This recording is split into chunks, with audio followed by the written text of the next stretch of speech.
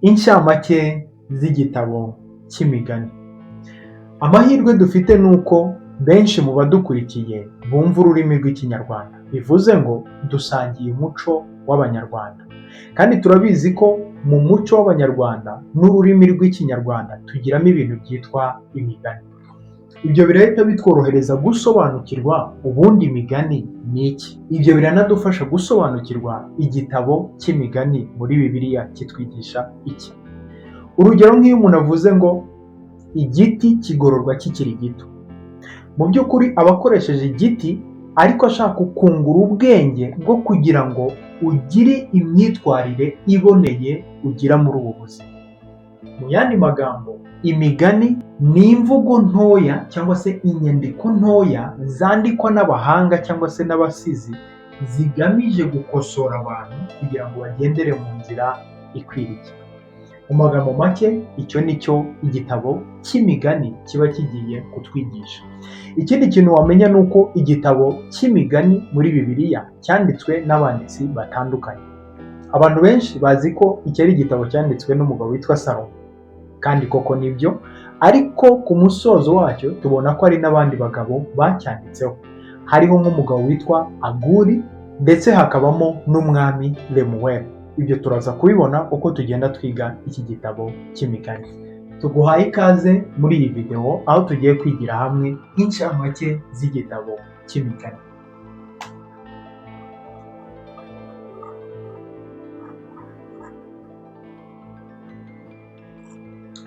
Igitabo cy'imigani.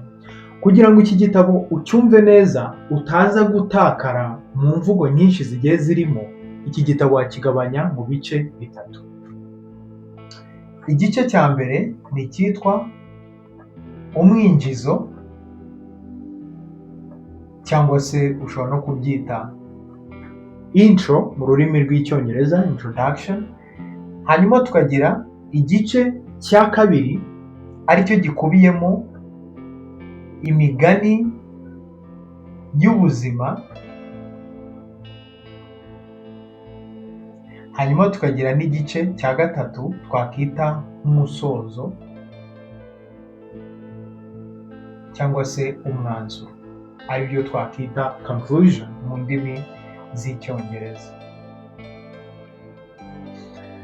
Nyemerera noneho tugende turebera hamwe akantu ku kandi, cyangwa se ibyiganje muri ibi bice uko ari bitatu twagabanyijemo iki gitabo cy'imigani, kugira ngo tubashe kugisobanukirwa, ndetse n'ubutaha nuzajya kukiga kitazajya kikubera amayobera cyangwa se ihurizo. Iki gice cya mbere twise introduction cyangwa se umwinjizo, bitwinjiza mu gitekerezo nyirizina cy'iki gitabo. Ni uguhera muri iki gitabo cy'imigani, guhera ku gice cya mbere kugera ku gice cya 10.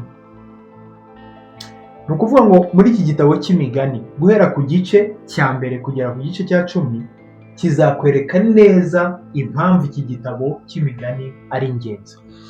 Reka duhere nko ku gice cya mbere cy'imigani. Mu gice cya mbere cy'imigani, guhera ku gice cya mbere gukomeza, ubona ko bagenda bahuza iki gitabo cy'imigani ndetse n'umwanditsi wacyo ari we Salomo. Twavuze ko Salomo niwe wanditse hafi iki gitabo cyose, ariko ku musozo turaza kubona ko hari n'abandi banditsi bagiye bandikaho. Rero bagenda bahuza Salomo ndetse n'iki gitabo. Aha ngaha bishobora kudusubiza ikibazo kigira ngo twatangiye tubona ko no mu muco nyarwanda no mu rurimi rw'Ikinyarwanda tugiramo ibyitwa imigani. None wakibaza, ni iki kigira iyi migani yo muri Bibiliya imigani idasanzwe? Ese ni iki kigira iyi migani cyangwa se izi mvugo z'ubwenge, ni iki kizitandukanya na za filozofi? Ni iki kizitandukanya n'imvugo z'abafilozofi? Ni iki kizitandukanya n'ibindi bitekerezo by'ubwenge ushobora kuba nawe ufite? Ni ukuvuga ngo niyo mpamvu tugira introduction muri iki gitabo cy'imigani. Kigitangira guhera ku gice cya mbere bagenda batwereka umwanditsi wacyanditse n'impamvu iyi gitabo kiri special. Niyo mpamvu bagihuza n'umwanditsi witwa Salomo. Kubera iki Salomo? Mu bantu twabanye mu gitabo cy'abami bazi umugabo witwa Salomo. Salomo yari umwami wa Isiraheli wagiyeho asimbuye umwami Dawidi. Uwo Dawidi yari se. Hanyuma uyu Salomo ageze ku bwami yagize ikibazo kivuga ngo se ndayobora Isiraheli gute? Uko niko ari gusenga Imana. Imana yamubajije ngo Salomon, ni ikihe cyifuzo ushaka ko mukorera? Uko niko Salomo ntiyasabye ubutunzi, ntiyasabye imbaraga, ntiyasabye abagore, ntiyasabye ikindi kintu icyo ari cyo cyose. Yasabye Imana ubwenge. Icyo nicyo cyatumye Salomo mu bwoko bwose bwa Isiraheli niwe muntu wa mbere Abisiraheli bafataga nk'umuntu ufite ubwenge budasanzwe. Kubera iki? Ni ukuvuga ngo ubwenge Salomo yandikije iki gitabo ntabwo ari ubwenge bw'umuntu nk'uko habaho abafilozofe, nk'uko habaho abagabo b'abahanga wenda mu muco nyarwanda bagiye batwandikira imigani. Oya, kuko ubu ni ubwenge bw'Imana. Ndetse no mu miyoborere ya Salomo, abami bavaga imahanga bakaza kureba uburyo Salomo ayobora ubwami bwe, kuko yabuyobozaga ubwenge budasanzwe yahawe n'Imana. Ubwo bwenge rero nibwo tubona Salomo yashyize muri iki gitabo cy'imigani. Muri introduction cyangwa se mu mwinjizo w'iki gitabo niho tubona bari guhuza iki gitabo n'umwanditsi, bagereza kutwereka impamvu iki gitabo cy'imigani kidasanzwe ndetse bidakwiye kugereranywa n'ibindi bitekerezo by'abahanga ndetse n'inyandiko izo arizo zose waba utekereza. Ni ukuvuga ngo rero tubona ko iki ni igitabo kirimo guidance cyangwa se kirimo umuyoboro utuyobora muri ubu buzima uko dukwiriye kubaho dushingiye ku bwenge bw'Imana. Urumva ko iki ni igitabo tudakwiye gucikwa ndetse ni igitabo dukwiye kubaha cyane igihe cyose tugiye kugisoma. Hanyuma rero iki gitabo iyo tugeze nko mu bice 7 by'igice cya mbere dutangira tubona umwanditsi atubwira ngo kubaha Uwiteka ni ishingiro ry'ubwenge cyangwa se ni ishingiro ryo kumenya. Iki cyanditswe ndabizi ko abantu benshi barakizi, abantu benshi baragisoma bakumva nyine ni icyanditswe cyiza, ariko nyamara gihishemo ibintu benshi tutajya twitaho. Ni ukuvuga ngo iyo urebye muri translation z'icyongereza bakoresha ijambo fear of the Lord.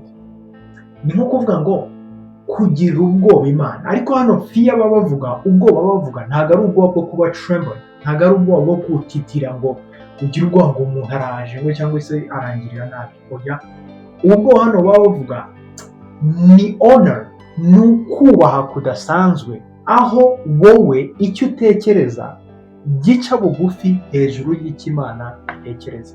Mu yandi magambo, ukonaringa, ukubaha icyo Imana yita cyiza akaba ari cyo wita cyiza, icyo Imana yita kibi akaba ari cyo wita kibi.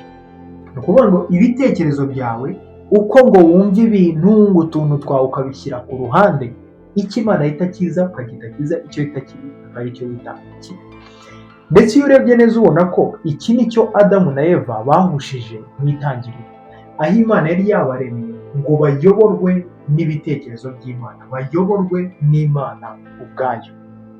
Ariko ubwo bahisemo kurya ku giti kimenyesha icyiza n'ikibi, bo bari bahisemo kuyoborwa n'ubwenge bwabo, kuyoborwa n'icyo bita icyiza, kuyoborwa n'icyo bita ikibi, aho kuyoborwa n'icyo Imana yita icyiza cyangwa se icyo Imana yita ikibi. Mu yandi magambo, iki gitabo cy'imigani kiza kugarura ubwenge bw'Imana ngo twongere duhindure imitekerereze, tureke gutekereza ibintu mu mitekerereze yaguye ya Adamu, mu mitekerereze yo kumva icyiza uko twe tubitekereza no kumva ikibi uko tubitekereza, ahubwo twemerera Imana, the fear of the Lord, kubaha Imana, twemere ko icyo yita icyiza aricyo cyiza ku buzima bwacu, kuko ariyo yaduhaye ubuzima, niyo izi icyiza kuri twe, kuko ariyo yaduhaye ubuzima, niyo izi ikibi kuri twe. Icyo ni cyo igitabo cy'imigani kigenda kitubwira. Hanyuma ho gatoya n'ubundi tukiri muri iki gice tubona speeches cyangwa se imbwirwaruhame umubyeyi w'umupapa ahereza umuhungu we. Aho niho tugenda tubona amuhugura, amubwira ati mwana wanjye, wirinde imyanzuro y'ubugoryi, wirinde kwishyira hejuru, wirinde mbese ukabona ko umubyeyi ari kugenda ahugura umwana ndetse amuhugura yuko intego ikomeye mu buzima akwiye kugira ari ugushaka ubwenge bw'Imana.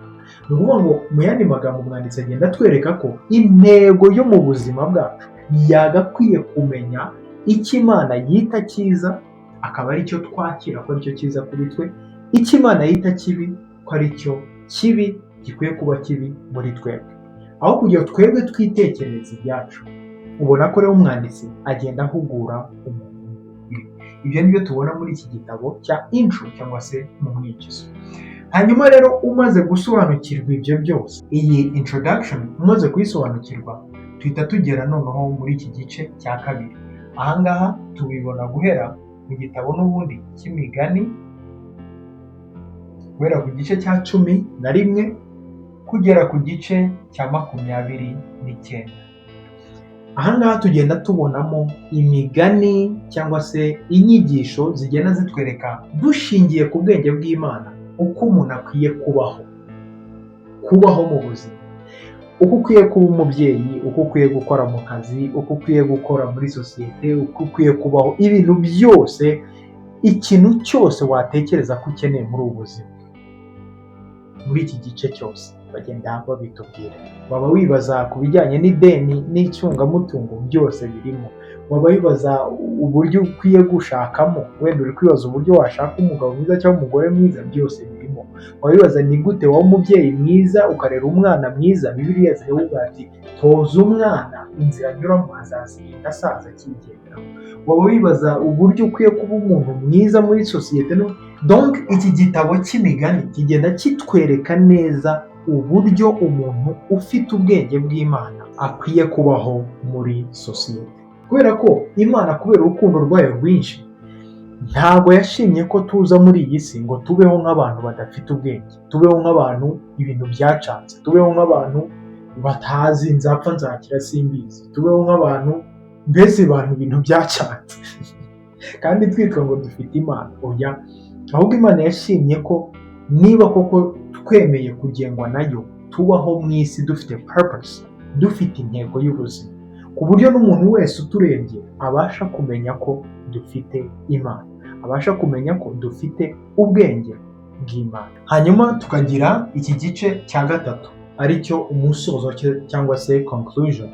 Ibi nabyo tubibona mu gitabo cy'imigani guhera ku gice cya 30 kugera ku gice cya 31.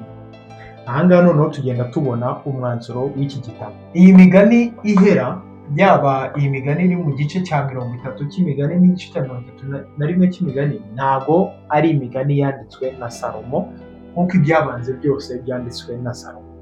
Uti gute? Nk'iki gice cya 30 cy'imigani cyanditswe n'umugabo witwa Aguri. Uyu mugabo witwa Aguri wanditse iki gice cya 30 cy'imigani atangira atwereka uburyo yari akennye ubwenge, kuko nugisoma neza uzabona ko atangira yiyita inka atangira avuga ati rwose nari umuntu udasobanutse, ndi umuntu w'inka w'injiji udasobanukiwe. Akagenda kwereka uburyo yagize inyota yo kumenya ubwenge bw'Imana. Uribuka ko iki gitabo cy'imigani gitangira kitubwira ko kumenya ubwenge bw'Imana bikwiye kuba intego y'ubuzima bwa buri muntu wese. Aha rero tubona ko muri iki gice cya 30 uyu mwanditsi Aguri atangira asobanura uburyo nawe yari inka ku bijyanye no kumenya, yari injiji, atazi ubwenge bw'Imana, atazi uburyo akwiye kubaho bijyanye n'uburyo Imana itekereza. Ariko kubwo ubuntu bw'Imana yaje kumuhishurira scriptures, yaje kumuhishurira ibyanditswe. Hano uyu mwanditsi Aguri yari ari kwirefera ku byanditswe na Salomo, ari byo by'iyi migani Salomo yari yaranditse, ndetse agenda ahishura ko muri iyo migani ariho yaje gukura ubwenge budasanzwe. Ibyo bikatwereka ko natwe muri iki gihe iki gitabo cy'imigani gikwiye kutubera reference. Ntuvuge ngo none se ngo ko ntazi ngo uburyo nakora iki kintu. Oya, ikintu cyose wibaza mbere y'uko ujya no kugondoza Imana uyibaza ngo none se Mana ngo gutya na gutya, banza urebe niba muri Bibiliya mu byanditswe byera Imana itaba yarakugiriye inama, ahubwo ukaba ugiye kuyigondoza ugasanga ibyo uri gusengera Imana already yaguhaye umwanzuro w'ibyo bintu. ukaba uri kwibaza ese Mana iri deni ndifate cyangwa se ndifate, kandi muri iki gitabo harimo icyo Imana yavuze ku ideni. Ukaba uri kwibaza ese Mana uyu muntu umushaka cyangwa se mushaka, kandi muri iki gitabo Imana ikaba yarakweretse umufasha ukwiriye uko akwiye kuba ameze. Ukaba uri kwibaza se gutya na gutya, se ni ukuvuga ngo uyu mwanditsi atwereka ko Imana mu byanditswe byera yashyizemo ubwenge bwayo bw'uburyo ubuzima bwacu bukwiye kuba bugenda mu buryo bwubahisha Imana. Hanyuma iki gice cya 31 tubonamo imigani yanditswe n'umwami Lemuweli.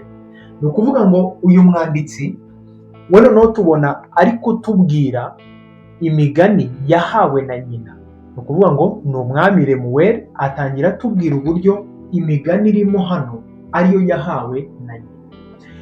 Uburyo iki gitabo kimezemo, uribuka ko iki gitabo muri intro cyangwa se mu mwinjizo wacyo twabonye aho umupapa aba ari kugira inama umuhungu we. Noneho hano ku musozo tubona umubyeyi w'umumama ari kugira inama umukobwa we, ari kumwereka uburyo umukobwa wubaha Imana akwiye kuba ameze, ari kumwereka uburyo umuntu wafashe imigani y'Imana cyangwa se ubwenge bw'Imana akabugira practical, ibintu akora mu buzima bwa buri munsi, uburyo aba ameze mu buzima bwa buri munsi. Mbese ibyo bikakwereka ko yaba intangiriro y'igitabo, uburyo umupapa aba ari kugira inama umuhungu we, ndetse n'uburyo umusozo usoza umubyeyi w'umumama ari kugira inama umukobwa we, ubona ko iki gitabo cy'imigani ni igitabo kitureba twese, ukamenya ngo ni gute umugabo cyangwa se umusore cyangwa se umuhungu wubaha Imana akwiye kubaho muri ubu buzima. Bikakumenyesha ngo ni gute umukobwa cyangwa se umubyeyi w'umumama wubaha Imana akwiye kuba ameze. Mbese ibi bikwereka ko iki gitabo twese kiraduhamagariwe kugira ngo tubashe kubaho ubuzima bujyanye n'icyo Imana itekereza. Nk'Imana yaduhaye iyi mpano y'ubuzima, ni nayo ishobora kutwereka uburyo bukwiriye bwo kuba twabubaho mu buryo bugaragaza Imana muri iyi si. Ngizo incamake z'igitabo cy'imigani. Ni igitabo cyiza cyane, ni igitabo nakugira inama. Iyi migani yose ivugwamo ntabwo wahita uyifata mu mutwe, ariko igihe cyose uhuye na case cyangwa se situation runaka, ujye wibuka ko ufite iki gitabo cy'imigani. Ahari hari igihe wasanga ibintu uba ushaka gusengera cyangwa se uba ushaka kujya kugondoza Imana, hari ibyo Imana yaguhaye ibisubizo byabyo already, ushobora kurebamo ukavuga ati okay, muri iyi situation nditwara gutya, muri iyi case nditwara gutya, ahangaha bigenze gutya nditwara gutya. Ngizo incamake z'igitabo cy'imigani. Tubonane mu yindi video.